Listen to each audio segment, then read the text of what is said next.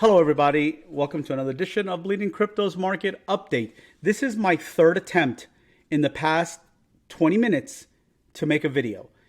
If I can't go through this video without interruptions, I'm just going to scrap it and then try again later or tomorrow. I'm in a trade right now. So actually I just got stopped out of a trade right now. I got exited a trade right now, a short trade. This one right here. The gold line was my entry. My alert was here, triggered me to get out of the trade. I didn't have a hard stop only because they like to hunt me when I do a hard stop. So my alert went off, and I had to get out of the trade. I was hoping to come down into here to reverse it in here. It still may work out this way. So I'm going to be looking at my other monitors to see if I can still enter and grab some of this here on the short and then flip it here. And I'll explain to you why I'm looking for this on the analysis. But this is why I've been trying again and again. This is my third attempt to make this update video. So I'm going to try to do it as quickly as possible. If you guys want to listen to it on a 1.5x speed to allow for it to go much quicker, you can. I do talk very fast as it is. So it may be 1.5 might be the best speed. This way, I just want to make sure you guys go through it quickly. But I'm going to try to do it myself very quickly because I am on trades, and this is why I have not been able to update you guys. I told you on Twitter that I was going to update you the other day. I can't. There's so much money to be made, guys. If you're an experienced trader and you know how to scalp trade, the 1 and 5 minute trading is amazing. There's just so much opportunity. But it's only for the experienced traders. It's not for the guy who joins Twitter and thinks he's going to put $5 in and make $100. You're not going to make it in a 1 minute time frame, and you're definitely not going to make it if you're using leverage. So leverage trades, experienced traders only. Scalping trades, really experienced traders, especially if you're using leverage. All right, that being said, I want to trying to continue to give you the analysis of where we left off. So if you recall, we had a diagonal trend line here, which was a resistance trend line that we broke on this here. So I removed it because I don't want to clutter my chart. This upward line I kept only because I still think we're going to have more upside. Now, we got the rejection here off of this trend line, and we had an ugly move to the downside. Now, this ugly move to the downside wasn't ugly for the market makers. This was the second largest liquidation in an hour. $1.3 billion in 1 hour. That's massive. That's where you're going to continue to see these whipsaw type of action.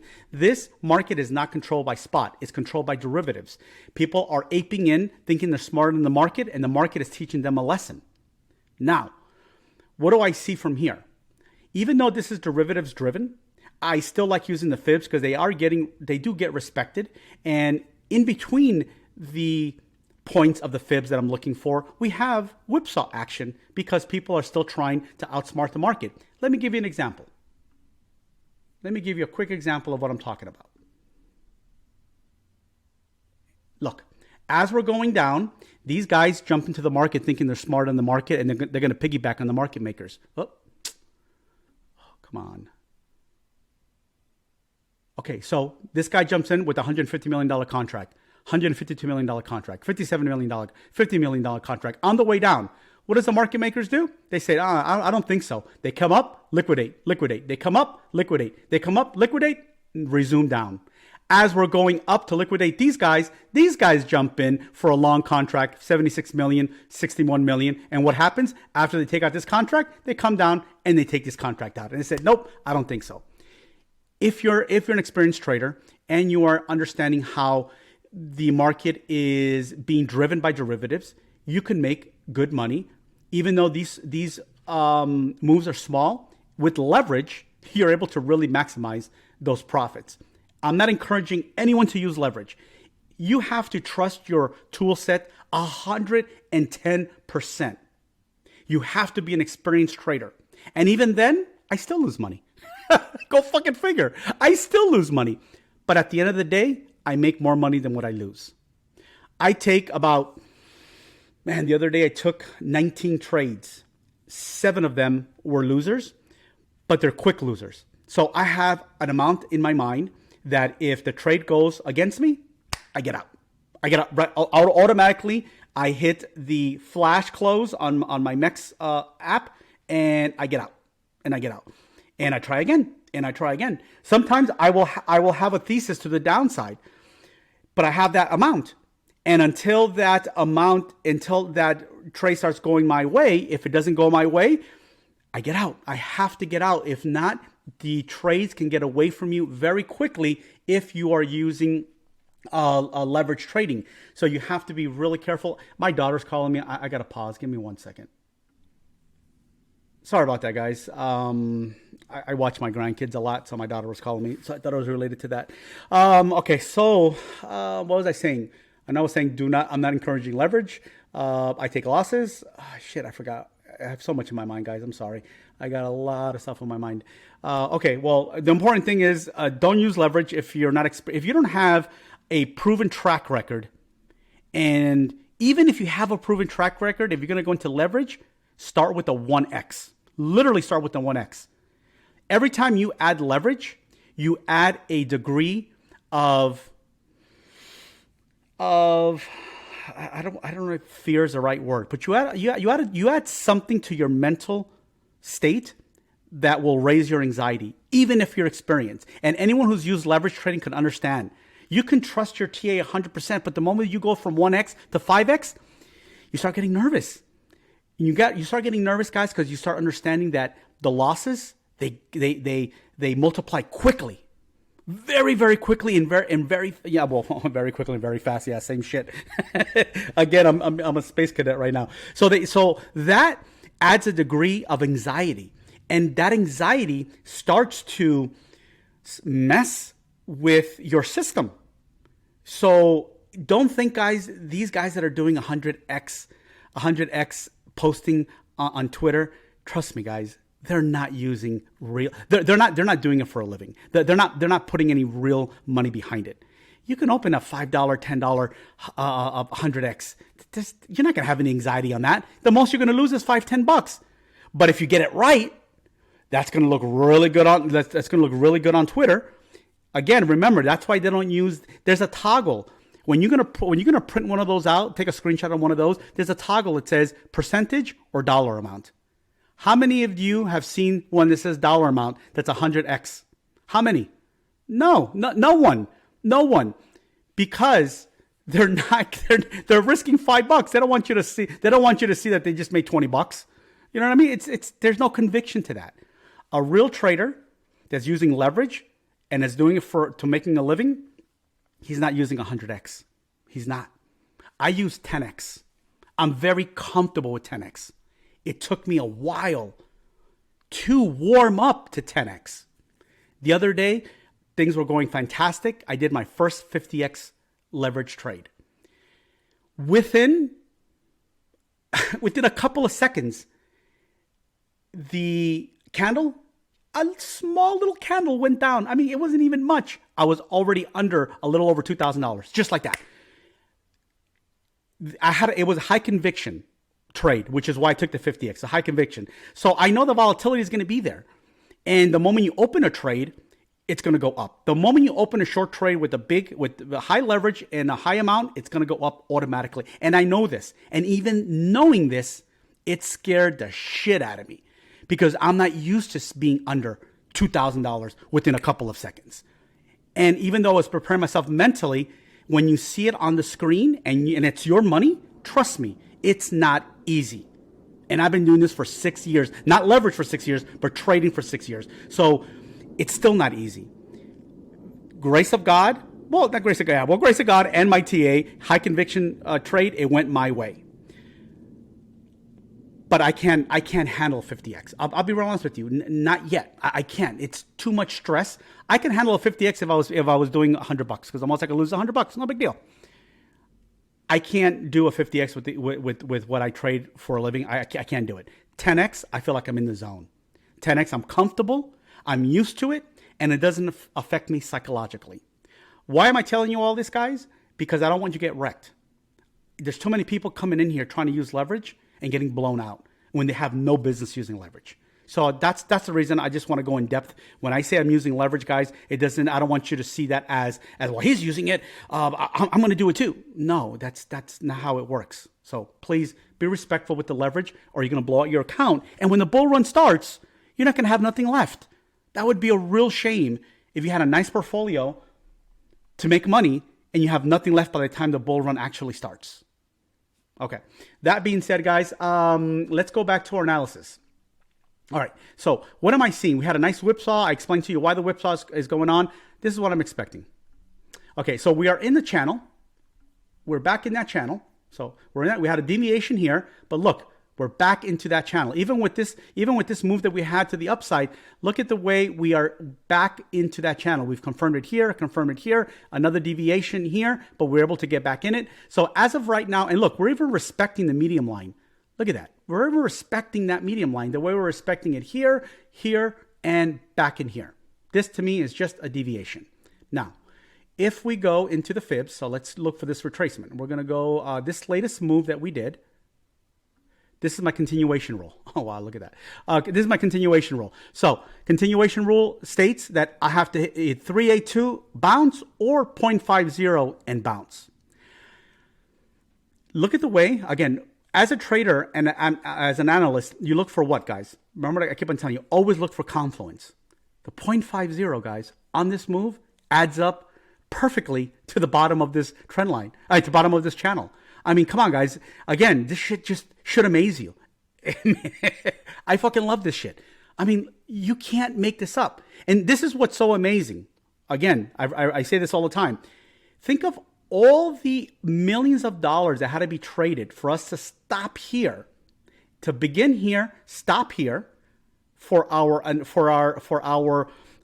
fib retracement, and then the 50% rule hits exactly at the bottom of this channel. That gives me a level of conviction to go to the upside. And this lines up with this analysis that I have of going to the upside. And look, I don't have a channel here. This was my own personal price action. So I have several ways of how I analyze the market. I like doing price action with no fibs, with no momentum indicators, no EMAs. As you can see, all I have here, look, is just volume right here. That's it. So this price action. Then I have another chart where I use all of it. I use my EMAs. I use, 11 different type of not only EMAs, but VRVP, MACD, RSI, all that other stuff.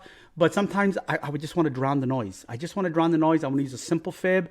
Get me to the fib. Let's see what's going on. And look, this lines up again. This lines up with the chart that I'm using for you guys. I don't touch this chart unless I'm doing it with you guys. And look how it lines up.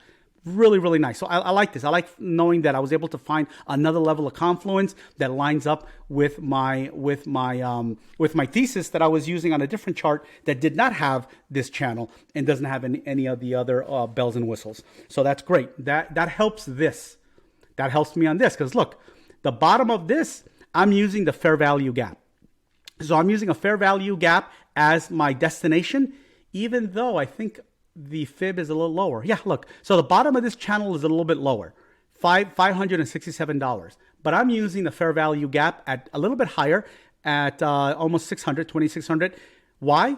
Because I'm not trying to catch bottoms. I'm not that type of trader. I don't think I'm that good to be trying to catch bottoms or catching tops. So, look, I'm glad I got out of it. It's already above my entry. Okay.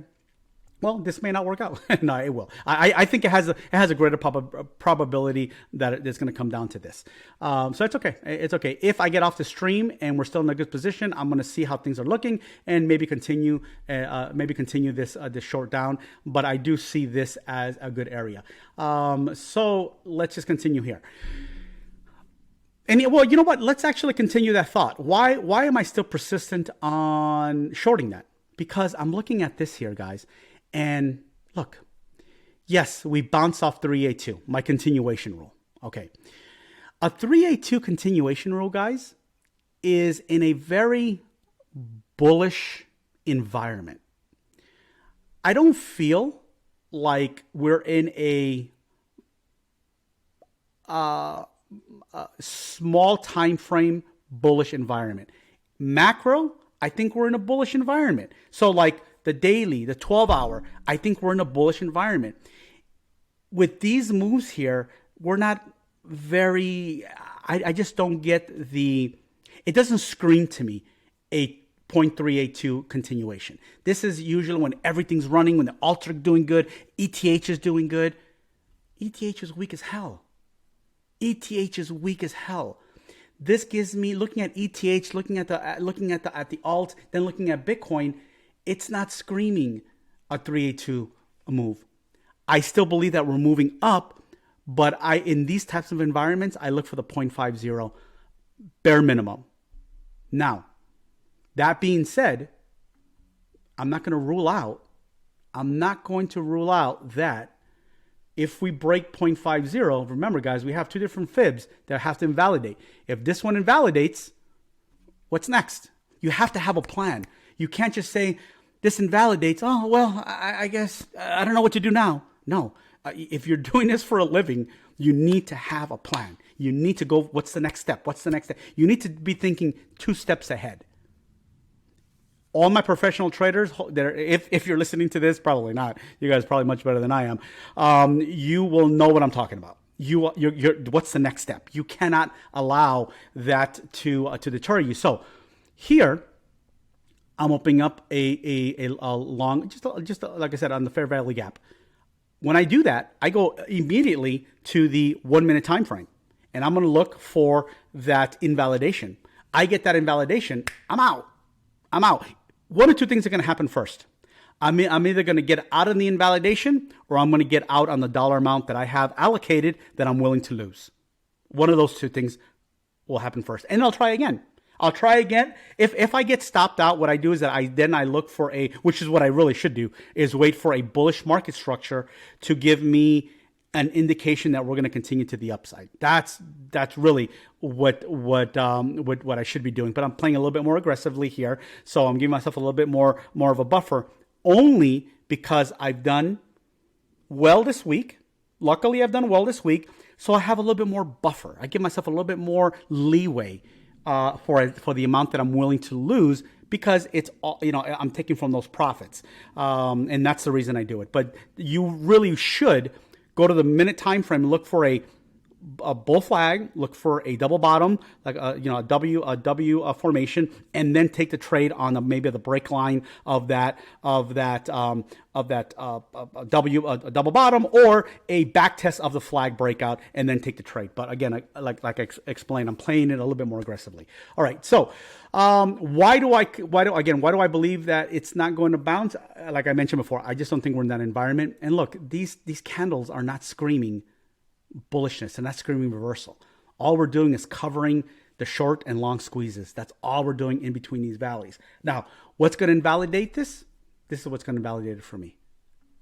Look, we're in a clear downtrend. Look where we're at. We're all the way down here. Does this scream 382? No, it doesn't. What invalidates that we're not going to go to 0.50? Break above here. Break above here, come back test this, hold it, on the way up, boom, execute. This plan is scrapped. But until this plan gets scrapped, it's still in play for me. As a matter of fact, give me 1 second. I'm sorry. Give me 1 second, because I now need to stay alert on this here.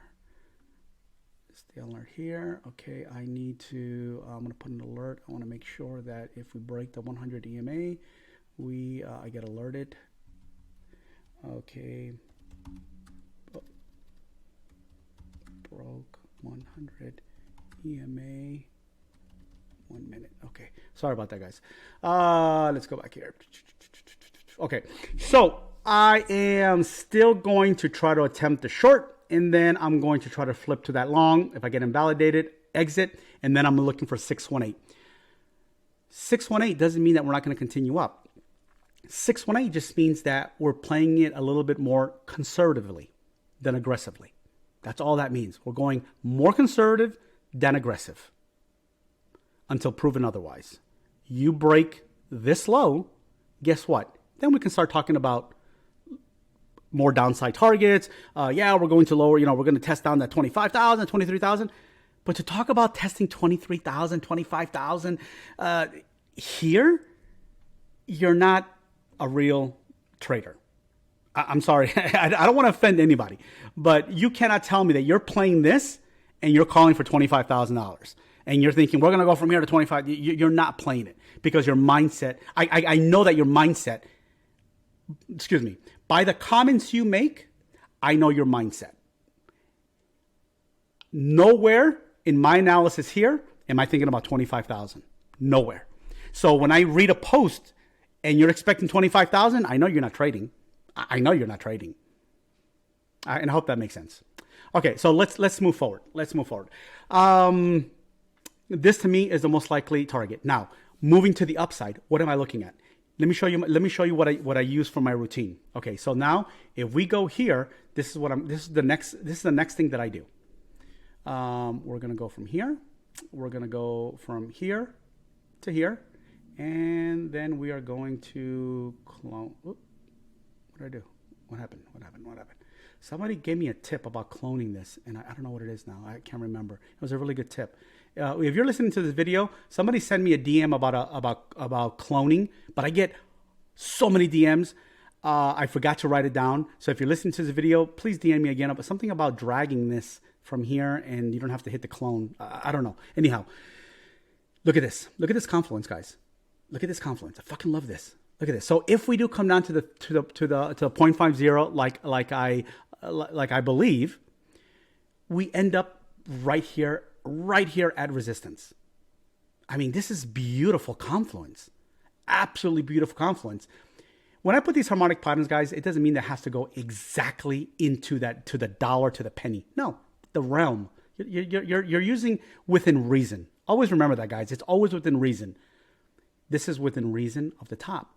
If we can break it, even better, because I want to see us break this. But what do we have here as a resistance? Look. Here's a spot map. Here's a spot heat map. Okay. We've got 30K right there. We've got 30,500 right there. We've got 31,000 right there. We've got 32,000 right there. So we've got some resistance. We have got some resistance on this play here. So 30,000 now lines up with, where's our, right here, with our harmonic pattern. Actually, no, it's a little bit lower. Excuse me, I'm sorry. No, it does not line up with our 30,000 lines up actually way down here. Oh, wow. Okay, I'm wrong on that. 30,000 actually ends up right here. That's 30,000. This one is 31. Oh, wow, my harmonic pattern is that high. 31.2. What do we have in 31.2? 31,000 here. So if we can break this $30,000 massive sell wall, the next sell wall is at 31,000, which if we can break through this, think about this, guys. You're driving a car and you hit a massive roadblock here. One of two things are going to happen. You're either going to get stopped here or your car is going to continue to roll here. You have another massive roadblock. Do you think that your car and the force of this roadblock is going to give you enough momentum to break through this one? Probably not. Probably not. It could, but the probability is in your favor that it's not. So when you look at $31,000 here, and I look at 31,200 here, I like it. I like it. Now remember, guys, I'm trying to make a case. So I'm looking at the positives right now. Okay, I'm trying to make a case for it. I'm walking through it. I'm not trying to find reasons to validate, to be right. I'm looking for reasons that this will work. Afterwards, that I'm done doing that, I will then talk about invalidations to that reasoning. Okay, so I've got heat map. More than likely, we're not going to break through this. We're going to have a tough time breaking through this here. So we got to break through this first. If we break through this first here, I'm looking at this no more than this here inside of this area here, because this is that next real strong area of resistance. Now I want to go to the liquidation heat map. Give me 1 second, guys. Let me see what's going on here. Okay, perfect. Liquidation heat map. Let's see here. Okay. And let me look at the liquidations in here real quick locally. I just want to make sure nothing popped up. I'm looking to see if anything popped up here locally that's going to give me some sort of bias for this move that it's making right now. And it's not. It's kind of sitting in the middle of two valleys that are empty. So when I see this valley here to the upside that's empty, to me, it's less probable that we're going to continue to push up because there's nothing here for them to. This I can take out of here. So look at this, guys. This was that $150 million contract. You see this? Boom, this was no longer valid. It's not there anymore. I can get rid of it. So between the current price action and here, there's nothing. There's actually reason to the downside that's closer to where we're at right now. We're about 60% closer to here and 40%, 60% away from here and 40% here. So my probability plane that we're going to continue to go down. But I could be wrong. Again, this is all a game of probabilities. But I just want to give you my mindset of there's so many things you have to think about, guys, when you're trading. And there's even 10 times greater when you're scalping. You got to think fast. You got to have that personality, guys. If you are one that needs to analyze it and needs to take your time, scalping is not for you. Do you see how you see my personality? You see how I speak? The way I speak should tell you that I'm good at scalping because you need that quick thinking. But here's the thing, guys, that quick thinking comes with time. Don't think you're going to learn how to TA and all of a sudden, boom, you're ready to scalp. No, that comes with time, and that time is going to give you the discipline to trust your TA. When you trust your TA long enough, you're going to start thinking quicker because you're no longer over-analyzing your TA. It's almost like a reaction. Like, okay, this is next. This is the point that's going to hit next. And you're not thinking, well, maybe it won't. Maybe no. You already know it works. If your TA works out 7 out of 10 times, you're not thinking about it. There's nothing to think. Because your system is proven. Now as you react, as soon as it hits here, I open it here. You're not thinking. I guess it's a little harder to explain. But again, with time it'll come. Anyways, this is not about that. Let's look at here locally, real quick here. Locally, what am I looking at? Look at the heat right now. The heat is to the downside. The heat is at 28,775. Beautiful. I love this because now I'm starting to come up with a thesis. Now let me go here to 28. What was it? 28,775. 28,775. Give me 1 second. Let me mark that down. 28,775.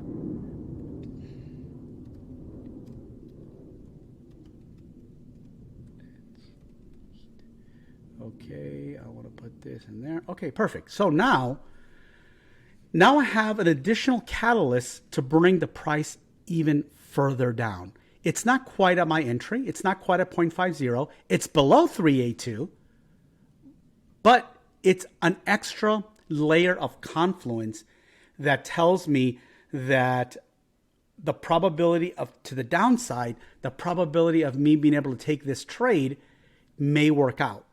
Now, if I see that and I'm here and I'm higher than I was when I took the trade, why don't I just open a short now? Because that's risky. That's risky. Because I'm sure some people are thinking about that. Well, if this was your entry for the short and you're finding confluence to the downside, why not just take it? Well, I'll tell you why, guys. If you're playing a $5 position, $20 position, you say, fuck it, I'll take it right now. When you're playing with real money, you're going to always want confirmation. And you don't care about getting the top. You're not going to worry about getting the top. Because I'll tell you what, when you start scalping, you're going to shoot for even not even scalping.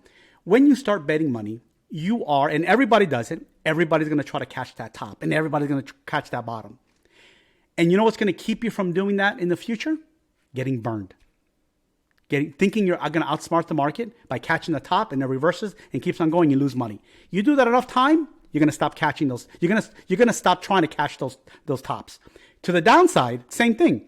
When you start missing on profits and you're chasing it on the way up, and you could have just conservatively gotten a really good exit, make good money, and now you're making less money because now you're chasing it up. When enough of that happens to you, you're going to stop doing that. I've been through it. I lived through it. I don't need to repeat the mistakes, especially in this level that I'm in right now. In this level that I'm in right now, playing the 1 minute time frames with the amount of money that I play, with the amount of leverage that I play, no way. There's no way I'm doing it. I'm not here to show off. I'm not in a competition with anyone. I'm here to make money. So I need to play. I need the meat. Remember, guys, I always talk about that. I want the meat. I don't want the bone, tip to tip. I don't care about the tip. I want the middle. So even though I'm making up a case and I'm finding confluence to the downside, I want to have a little bit. Even if I get an entry lower than what I originally started, I'm okay with that. I'm fine, because here's the thing. Look at the EMAs here. The last EMA, the 50 EMA, is already approaching my entry where I was. Now, if I can get a break of all of these EMAs, great. That gives me confluence. That gives me a little bit more encouragement that I can take a trade. But that's not enough for me. I'm going to go to the 5 minute time frame real quick. What's in here? Look, the 9 EMA. Beautiful. 9 EMA lines up with the 50 EMA on the 1 minute time frame, which is the last EMA on both time frames. Lose this and close below it. I love it. I have even more confidence to enter the trade. I don't care that it's lower than when I originally started. I want confidence. I want confirmation. Is that enough? Nope. I go to the 15-minute time frame. What's at the 15-minute time frame? The 200 EMA. Okay. Now, let me explain to you what can happen here. If I would have taken that trade off the 9 EMA, below the 9 EMA on the 5 minute time frame and the 50 EMA on the 1 minute time frame, I got a good possibility that it's going to bounce off the 200 EMA, because the 200 EMA is a pretty significant EMA.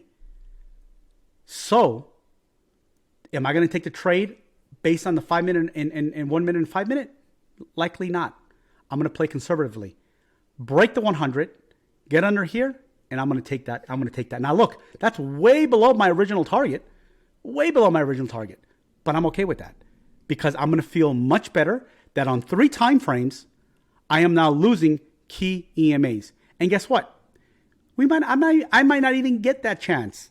382 may prove out to be the fib where we bounce, and all of this analysis out the door. But it's okay. That's what you do as a trader. You're going to analyze and reanalyze it 20 times throughout the day. And you're going to come up with different results depending on the data you come in.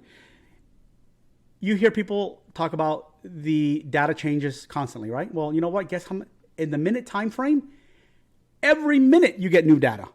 Every minute. So your thesis has to change very, very quickly every minute. Opposed to an hour, you're looking at the hour time frame, and guess what? Your data comes in every hour. So you got one data point. You have to wait another hour to get the next data point. It's different when you're scalping. It's a whole different type of mentality. Let me show you this real quick here on what I'm looking at right now. I'm hiding the drawing. Okay, so we're having a little bullish move. Does this mean that we're going to go up? Probably not, because I'm looking at this. Look, this is resistance here. We're barely breaking up above the 9 and the 30. We may wick and close the candle body here. Now, what's going to change my mind to start thinking, hey, maybe we're going to get more upside? On the hourly time frame, if we can close above the 9 EMA and the 30 EMA candle body closes, I'm going to start reconsidering that 382 was the fib we're going to bounce off of, and 0.50 is not going to play out. But I need to see this happen first. We just had a new 4-hour candle. So let's go to the 4-hour candle real quick. Look, we had a terrible Darth Maul candle on the previous 4-hour. This is just opening up right now. Just opening up. There's still way too much that can happen. And the fact that we're still underneath this candle body, no candle body closes right here, right where you see the dotted line. No, I'm not worried about it. I am not worried about it. Am I upset that I didn't catch this long? Absolutely not. Absolutely not. You think that I'm going to be flipping? You think anyone is going to be flipping? Well, maybe they are. I'm not that good. You think anybody's going to be going, okay, I lost the opportunity here. I'm going to flip. I'm going to go long really quick, and then I'm going to go short. No, guys, that's not. These are the types of conviction trades that I'm looking for. These are the type of, anything in between, it's fluff, and I will consider reversing my thesis if it gets invalidated. That's it. This is it. So this got away from me. That's okay. I don't see it as it getting away from me. What I see it is, okay, I have to have patience. I got to have more patience. I got to have more patience until it's invalidated. For now, I'm grateful that I got out here. I'm grateful that I'm not taking this loss here. So I'm happy for that. I'm not upset that I could have flipped this and made some money here in the long. No one's doing that, guys. And don't let anybody tell you different. So I just want to give you, I know I got off topic, guys. I just want to give you a quick lesson on the mindset of a scalper, just so that you can understand that this is a very fast-paced moving environment. And though people make it seem like it's easy, it is not. Scalping is the most toughest point to trade, because these small minute time frames, as you can see as I'm talking, how quick these things move. You gotta understand what's going on, and you gotta be able to switch time frames quickly, and come up with and know what you're looking for invalidations. So let's go back on topic. I'm never gonna finish this video. All right, so we have the heat map. We have another point of confluence to the downside. I'm gonna wait for that to get invalidated. Remember what's invalidation? Close above this bull flag, come here, back test the bull flag, and then start moving back up.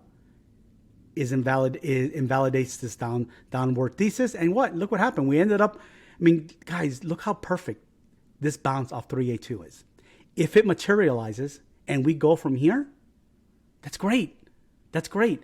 But my point is, look at the 382.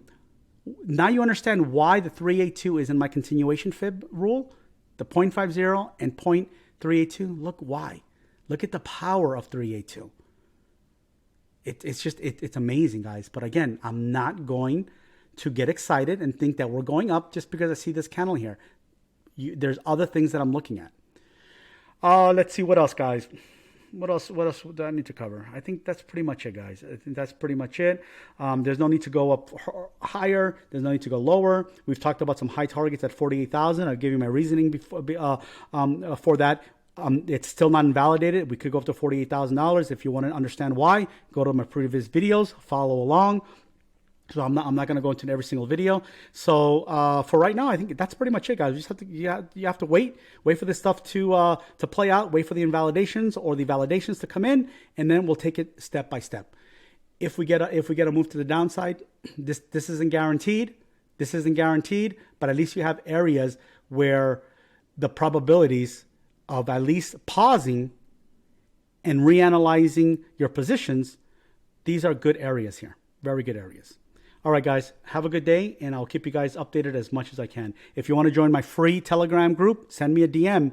I do quite a bit of updates on that, on the HyBlock data, liquidation data that could be helpful in your analysis of what you're thinking, whether it's upside or downside. That really could help you guys. So everyone have a really good day.